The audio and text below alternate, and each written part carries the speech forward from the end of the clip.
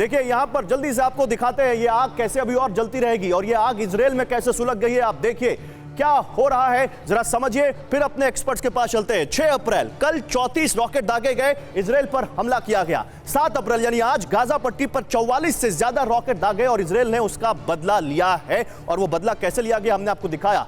अब आप समझिए, गाजा पट्टी में 2 सुरंगों और 2 हथियार फैक्ट्री को तबाह किया है इजराइल ने। इसके बाद कल लेबनान से हुए रॉकेट हमले के जवाब में यह कार्रवाई की गई है। दक्षिणी इजराइल में अभी भी दहशत का माहौल है, यह कहा जा रहा है। इसके बाद द स्ट्रॉन्ग हैंड गाजा में इजराइल के ऑपरेशन को कहा गया। पूरा मामला क्या है समझिए, पूरा मामला है क्या। यरूशलेम की अल अक्सा मस्जिद को लेकर यह विवाद हुआ और उसके बाद से यह पूरा मामला और भड़क गया। और अल अक्सा मस्जिद को लेकर यह विवाद कोई नया नहीं है, लेकिन जल्दी से आपको यह पूरा मामला समझाते हैं। यरूशलेम की अल अक्सा मस्जिद को लेकर यह विवाद शुरू हुआ। मस्जिद परिसर पर यहूदी और मुस्लिमों के अपने अपने दावे हैं। टेंपल माउंट के नाम से यहूदी इसे अपना पवित्र स्थल मानते हैं। यहूदियों का सबसे पवित्र स्थल डोम ऑफ द रॉक भी इसी जगह पर है। पैगंबर मोहम्मद से जुड़ने से डोम ऑफ द रॉक में भी मुसलमानों की आस्था है। चांदी के गुंबद की बनी यह मस्जिद 35 एकड़ में फैली हुई है।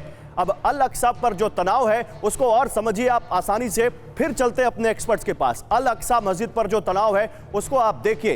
अल अक्सा में फिलिस्तीनियों पर लगातार 3 रात हमले हुए। इजरायली पुलिस ने फिलिस्तीनियों पर लगातार कार्रवाई की। इजरायल का दावा था कि अल अक्सा में दंगा भड़काने की कोशिश हुई है। जनवरी 2023 से ही इजरायली और फिलिस्तीनियों में भारी तनाव।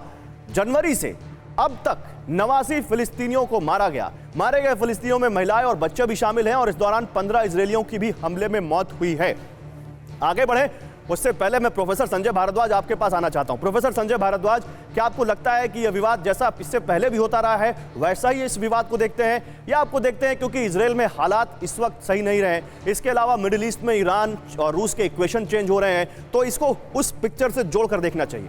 देखिए, निश्चित रूप से 2-3 बातें हैं कि जो जिस तरीके के पॉलिटिकल डेवलपमेंट्स पिछले कुछ दिनों से इजराइल में हुए हैं, ये एक फैक्टर है। दूसरा कि जिस तरीके से जो हालात चेंज हुए हैं मिडिल ईस्ट में, खासकर जब ईरान और सऊदी अरेबिया नज़दीक आए हैं, अमेरिका का थोड़ा टेंशन मिडिल ईस्ट से हट के इंडो पैसिफिक की तरफ गया है, तब से जो इजराइल के लिए खतरा बढ़ता हुआ चला गया है। और आप देखिए कि जिस तरीके से लेबनान से अभी अटैक हुआ और सीरिया में भी काफ़ी कुछ, तो जो सपोर्ट है हमास को या पहले PLA को जो सपोर्ट रहा है, इनमें एक ट्रेडिशनल कॉन्फ्लिक्ट रहा है, लेकिन उसमें अब बढ़ोतरी हुई है। आप जिस तरीके से दिखाया कि पिछले कुछ ही दिनों में लगभग 90 लोग मारे गए हैं वो इजराइल का अटैक। निश्चित रूप से इजराइल जो है मिलिट्रीली मजबूत है और अच्छी तरीके से जानता है। केवल गाजा पट्टी या हमास या लेबनान से नहीं है।